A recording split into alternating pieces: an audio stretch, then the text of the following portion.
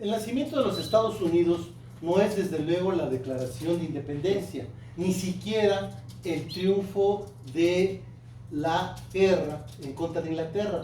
El nacimiento de un Estado es hasta el momento que tiene su primera constitución. Incluso esto aplicaría para nuestro país.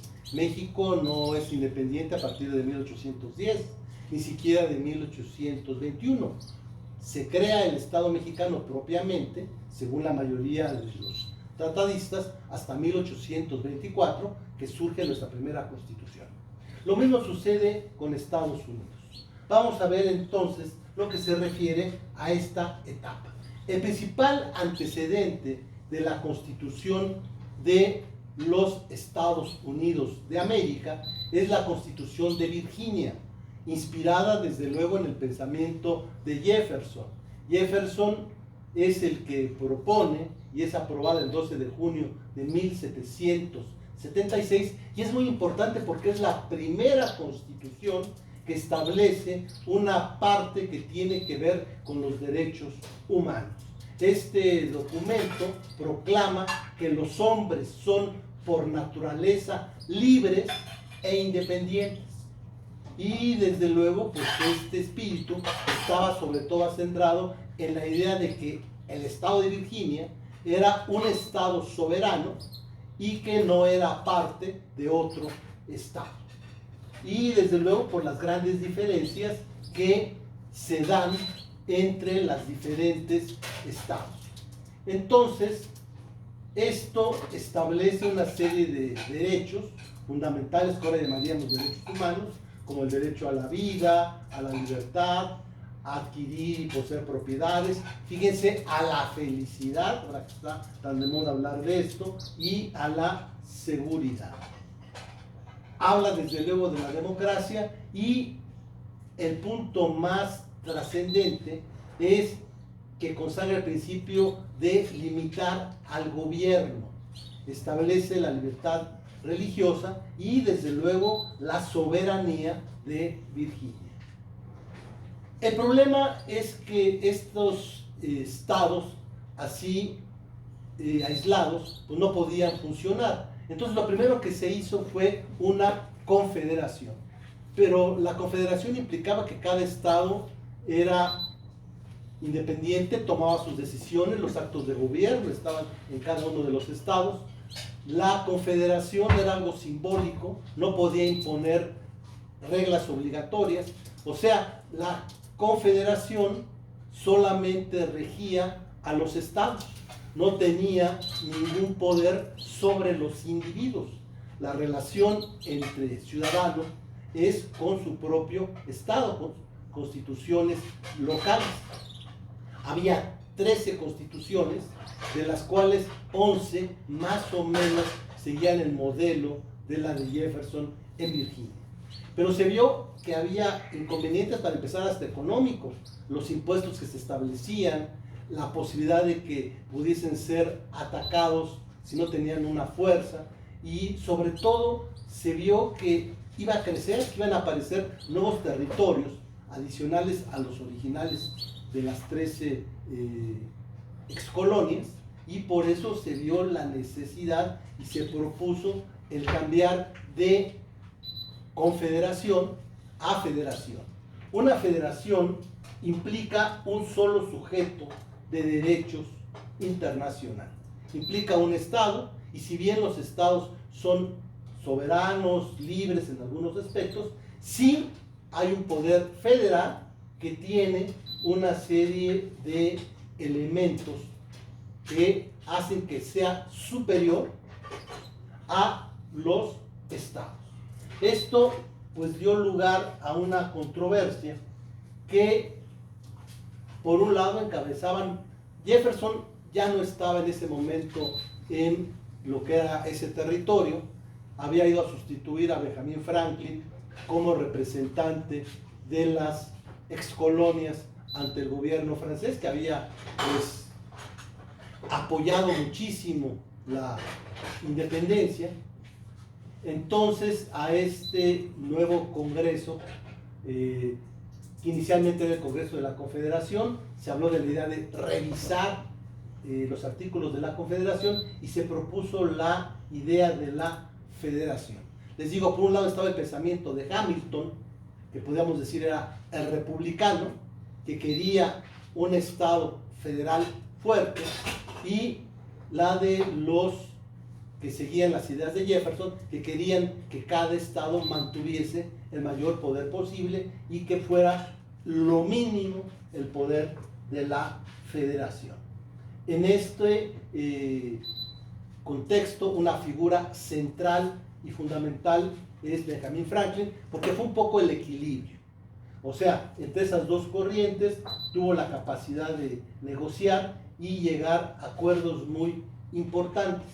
El primer problema es cómo se iba a limitar el poder del presidente. No se quería un presidente que simplemente fuera un soberano más, un rey, sino se quería alguien que fuese limitado, en primer lugar por el tiempo.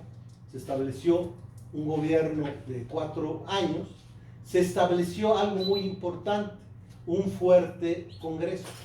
Y aquí es donde se presentaron los primeros problemas. Por un lado, los representantes de los estados muy poblados, pues querían que la representación en el Congreso fuese por cabeza, o sea, por el número de ciudadanos. Esto es, que los estados que tuviesen más población tuviesen más representantes.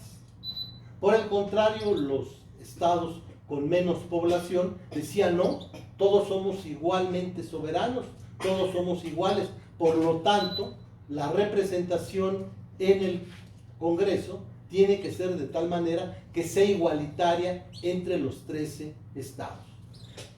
En esa discusión, pues, vino la brillante idea, que después adoptamos, por cierto, aquí mal, de que se constituyeran 2 cámaras.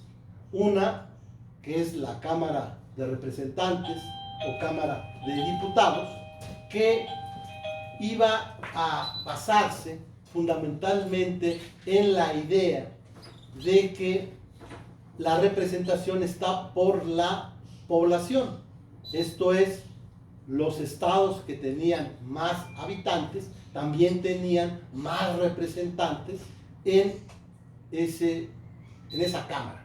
Y por otro lado estaba el Senado. El Senado sí se basaba en la idea de que se diera una representación igualitaria. Esto es, los estados chicos y los estados grandes iban a tener el mismo número de representantes. La parte de Jefferson pues era en el sentido de luchar por más fuerza para los estados, la parte de Hamilton por el contrario, y esto fue la gran división, aprovechando que no estaba presente precisamente Jefferson, pues triunfa y prevalecen las ideas de Hamilton. Se decide nombrar como el primer presidente, o sea, quien había sido el general del ejército continental, al presidente Washington, que además de ser buen militar, demostró ser un buen estadista, un buen gobernante. Él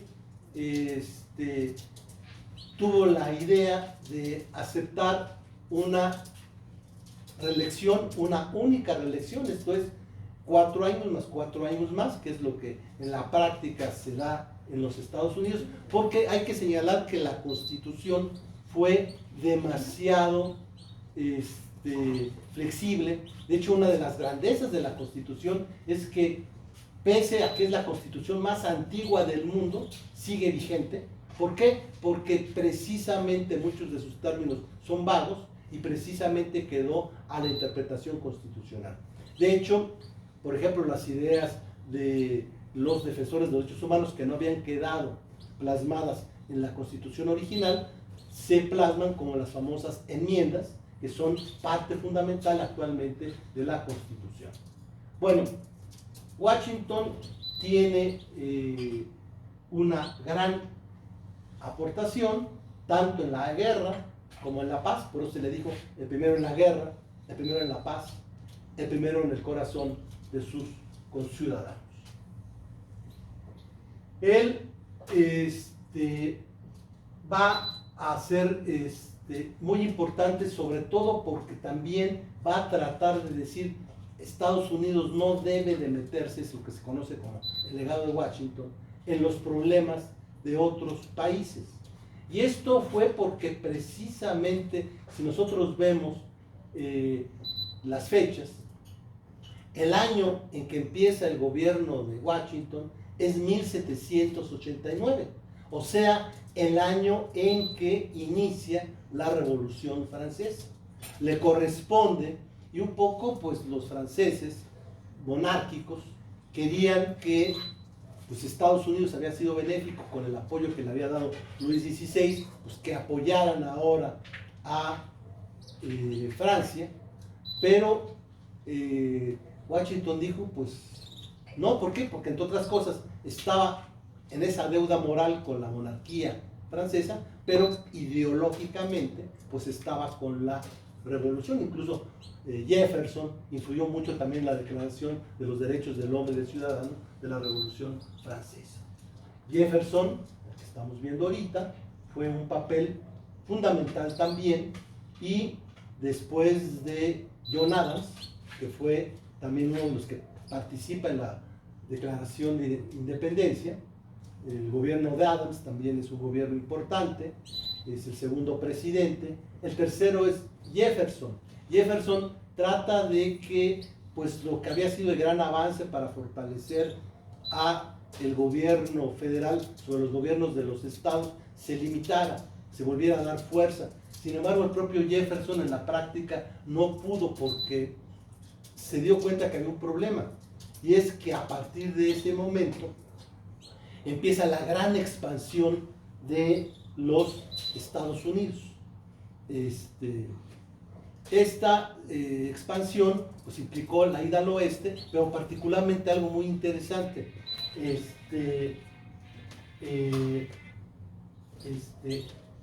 Se estableció la compra de la Luisiana. O sea, la Luisiana había sido un territorio que habían luchado por él franceses y españoles. Finalmente los franceses habían quedado con él. Napoleón, en un momento determinado, urgido de dinero para sus luchas, pues vendió, ni siquiera supo lo que vendió, porque lo vendió además muy barato, una gran extensión que es precisamente la Luisiana. Se la vende a Jefferson cuando presidente, y Jefferson se da cuenta de que pues tiene que aceptar que el Estado federal tiene que irse fortaleciendo por estos aspectos. Bueno, la vida de Jefferson es la de un personaje central, fundamental. Él pues va a ser parte fundamental de los cambios que se van a dar. Hamilton lo mencionamos porque es el opositor ideológico de Jefferson. O sea, incluso de alguna manera esa lucha entre Jefferson y Hamilton pues son tal vez el origen de los dos principales partidos del sistema bipartidista que prevalece todavía en los Estados Unidos, de demócratas y republicanos. Entonces los que antes eran federalistas ahora son demócratas, y los que eran republicanos pues siguen siendo republicanos. O sea, Hamilton pues fue, digamos, el que crea el partido de la idea federal en contra de el demócrata republicano de Hamilton. Bueno, esto es importante. Adams, ya mencionábamos, participó en la independencia y fue el segundo presidente. Curiosamente, después su trascendencia va a ser que incluso su hijo pues va a ser, después de Monroe, presidente también de los Estados Unidos. Él le corresponde firmar el Tratado de París, que de alguna manera pues permite la paz y permite pues préstamos importantes para la consolidación de los Estados Unidos. Él también fue el que propuso a Washington como comandante. Bueno, Adams, hay por cierto una serie que les aconsejo mucho, ya precisamente John Adams, que si pueden, véanla, porque es muy completa. Les mandé una parte, pero traten de verla completa en alguna de las formas en que se pueden conseguir películas y series. Bueno, después siguieron otra serie de presidentes y llegamos a pues Monroe. Monroe es importante porque le va a corresponder pues enfrentar una situación en la que los conflictos en Europa son muy álgidos, principalmente le toca pues el fin de la época napoleónica y el inicio de lo que es la Santa Alianza, que es la unión de las potencias europeas. Y tenía miedo que unidas esas potencias europeas, la Internacional de Reyes, pues quisieran nuevamente reconquistar algunas de las naciones que estaban adquiriendo la independencia. Y al mismo tiempo se vio que no le convenía a él meterse en problemas europeos.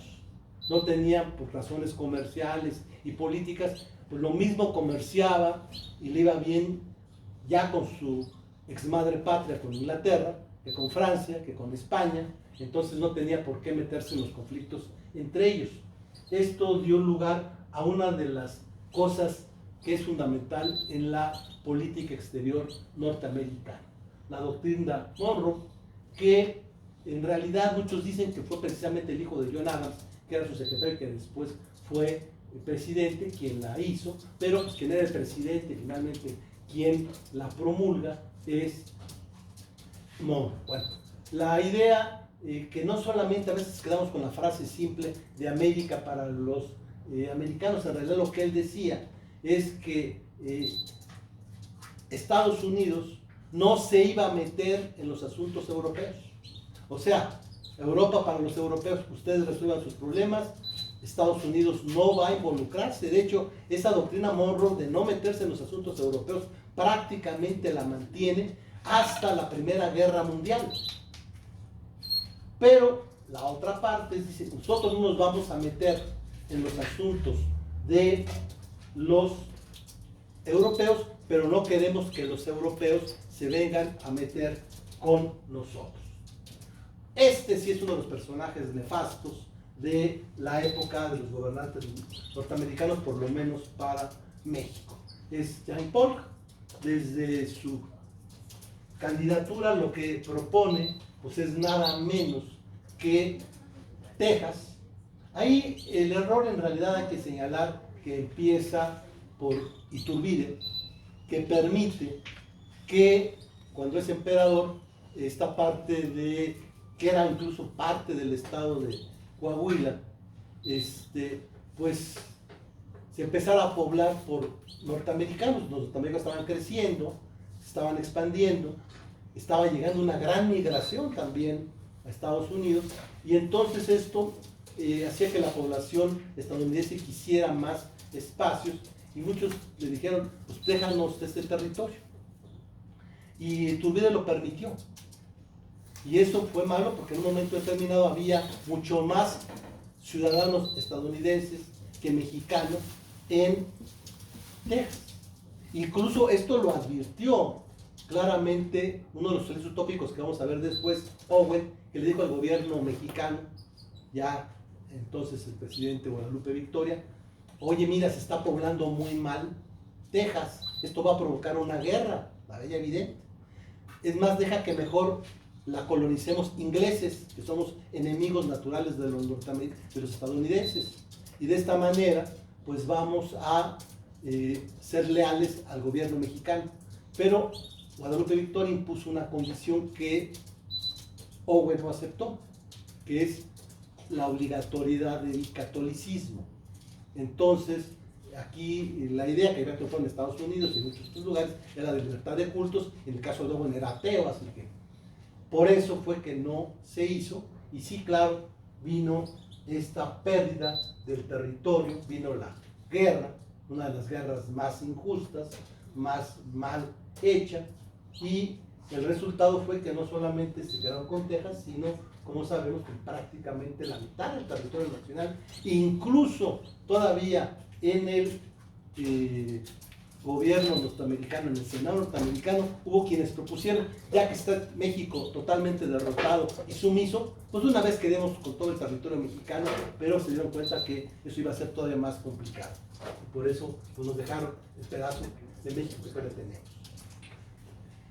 Seguimos avanzando. Después del conflicto ya superado entre los que querían que se fortaleciera el Estado federal, que finalmente tuvo que hacerse en razón de la expansión, y los que querían que se fortalecieran los estados, viene otra lucha muy importante entre los estados del sur y los estados del norte, provocado por el tema que sigue siendo vigente el día de hoy del esclavismo. Estados Unidos empezó a importar una gran cantidad de esclavos de África, y esto pues repudiaba a las buenas conciencias de los estados del norte, que habían establecido como principio la idea de la igualdad, la idea de la libertad, y por eso no se aceptaba. Y de hecho, pues ya en todos los países, vamos, hasta en México ya se había abolido la esclavitud, en Europa, y sin embargo los grandes traficantes de esclavos habían hecho su gran negocio, y esto provocó que en un momento determinado pues hubiese una lucha. Finalmente aparece el personaje fundamental en la solución de este conflicto, que es Abraham Lincoln. Él era un abogado, no había sido un político importante, se suma al Partido Republicano y gana las elecciones, pero prácticamente sin el apoyo de los estados del sur. Cuando llega a la presidencia, él se da cuenta que tiene que ser cautelosos, no poder hacer una gran reforma para acabar con la esclavitud, pero sí paulatinamente quería hacerlo. Pero esto provocó la molestia de los sureños y surge la guerra civil, y esa guerra civil pues finalmente es ganada por los que querían al norte. Entonces él va finalmente a triunfar, pues entonces sí, a la proclamación de la emancipación, que va a liberar a los esclavos, desde luego pues en las zonas que tenía bajo su control, y finalmente pues esto se va a hacer en las enmiendas a la Constitución. Desde luego pues todavía hubo quienes no estuvieron conformes con esta situación, y pues el resultado fue que el 14 de abril de 1865 pues estaba en el teatro y pues se le asesinó. Una última víctima de esta guerra por las cuestiones de quienes estaban a favor y quienes estaban en contra del esclavismo. Como vemos, pues la historia de los Estados Unidos tiene muchas cosas buenas, muchas cosas malas. Sin embargo, fue idealizada por un gran personaje del que hablaremos durante el próximo video. Hasta luego.